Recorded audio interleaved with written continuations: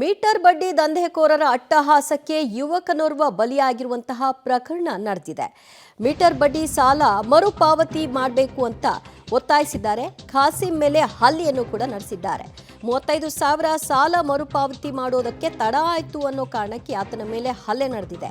ಯಾದಗಿರಿ ನಗರದ ಲಾಡೇಜ್ ಗಲ್ಲಿಯಲ್ಲಿ ಈ ಘಟನೆ ನಡೆದಿರೋದು. ಯಾಸಿನ್ ಎಂಬಾತನ ವಿರುದ್ಧ ಪ್ರಕರಣವನ್ನ ಆ ಕುಟುಂಬ ದಾಖಲು ಮಾಡಿದೆ.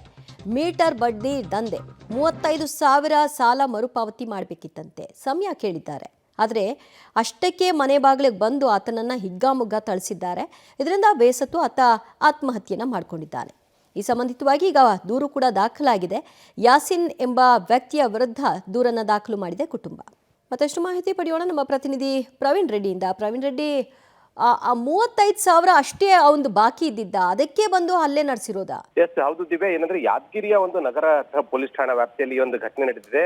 ಏನಂದ್ರೆ ಸದ್ಯ ಈಗ ಮೃತಪಟ್ಟಂತಹ ವ್ಯಕ್ತಿ ಏನಿದ್ದಾನೆ ಖಾಸಿಂ, ಆತ ಏನಂದ್ರೆ ಯಾಸಿನ್ ಬಳಿ 35,000 ರೂಪಾಯಿ ಹಣ ಪಡೆದಿದ್ದು, ಅದರಲ್ಲಿ 15,000 ರೂಪಾಯಿ ಹಣವನ್ನು ಆತ ಹಿಂದಿರುಗಿಸಿದ್ದ. ಇನ್ನುಳಿದಂತಹ 20,000 ರೂಪಾಯಿ ಹಣವನ್ನು ಜನವರಿ 19ರಂದು ಕೊಡೋದಾಗಿ ಏನಂದ್ರೆ ಮೃತ ವ್ಯಕ್ತಿ ಖಾಸಿಂ ಹೇಳಿದ. ಅಷ್ಟರಲ್ಲೇ ಏನಂದ್ರೆ ಆ ಒಂದು ದಿನದಂದು ಆತನಿಗೆ 20,000 ರೂಪಾಯಿ ಕೊಡದೇ ಇರೋದಕ್ಕೆ ಆ ಸಂದರ್ಭದಲ್ಲಿ ಆತನ ಮೇಲೆ ತೀವ್ರವಾದಂತಹ ಹಲ್ಲೆಯನ್ನು ಯಾಸಿನ್ ಮಾಡಿದ್ದ. ಅದಾದ ಬಳಿಕ ಆತ ಯಾದಗಿರಿಯ ಒಂದು ಸ್ಥಳೀಯ ಆಸ್ಪತ್ರೆಗೆ ದಾಖಲಿಸಿರ್ತಾರೆ.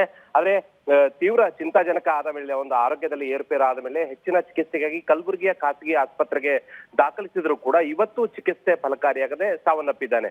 ಈಗಾಗಲೇ ಏನಂದ್ರೆ ಈ ಒಂದು ಪ್ರಕರಣದ ಅಡಿಯಲ್ಲಿ ಈಗಾಗಲೇ ಆರೋಪಿ ಅಂದ್ರೆ ಯಾಸಿನ್ ಅನ್ನು ಪೊಲೀಸರು ಬಂಧನ ಮಾಡಿ ಆಗಾಗಲೇ ಕಾರಾಗೃಹಕ್ಕೆ ಕಳಿಸಿತ್ತು. ಈಗ ಪ್ರಕರಣವನ್ನು ಈಗ ಈ ಮುಂಚೆ ಕೊಲೆ ಯತ್ನ ಅಂತ ಹೇಳಿ ಪ್ರಕರಣ ದಾಖಲಿಸಿದ್ರು. ಇದಾದ ಬಳಿಕ ಈಗ ಥ್ಯಾಂಕ್ ಯು ನಿಮ್ಮೆಲ್ಲ ಮಾಹಿತಿಗೆ.